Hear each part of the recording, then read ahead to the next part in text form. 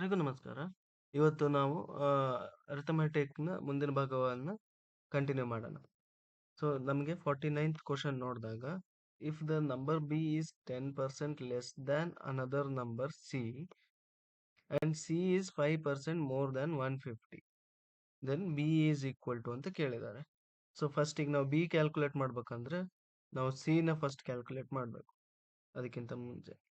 So, C equal to ಎಷ್ಟಿದೆ 5% more than 150.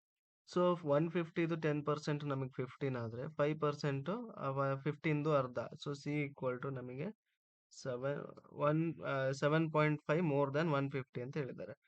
So ಅದೇನಾಗುತ್ತೆ ನಮಗೆ 157.5 ಆಗುತ್ತೆ.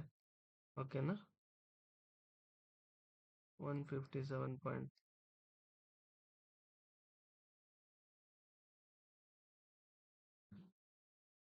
ಸೊ ಇದು ನಮಗೆ ಸಿ ವ್ಯಾಲ್ಯೂ ಸಿಕ್ತು.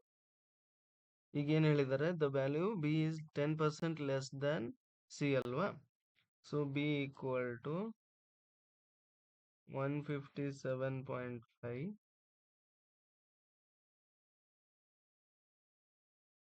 ಈಗ 157.5 ಮೈನಸ್ ಅದ್ರದ್ದು 10% ಅಂತ, ಇದು 10% ಆಫ್ 157.5 ಅಂತ ಹೇಳಿದ್ರೆ 15.75 ಬರುತ್ತೆ. ಸೊ ನಮಗೆ 157 ಅಲ್ಲಿ ನಾವು 15 ಮೈನಸ್ ಮಾಡಿದ್ರೆ ಎಷ್ಟು ಬರುತ್ತೆ? 141 ಸಮಥಿಂಗ್, 142 ಎಷ್ಟೋ ಬರುತ್ತೆ. ಸೊ ಅದಕ್ಕೆ ಹತ್ರ ಇರೋ ಆನ್ಸರ್ ಇದೆ. ಸೊ ಎಕ್ಸಾಕ್ಟ್ಲಿ ನಾವು ಕ್ಯಾಲ್ಕುಲೇಟ್ ಮಾಡಿದಾಗ ಡೆಸಿಮಲ್ ಎಲ್ಲ ನಮಗೆ 141.75 ಆನ್ಸರ್ ಸಿಗುತ್ತೆ.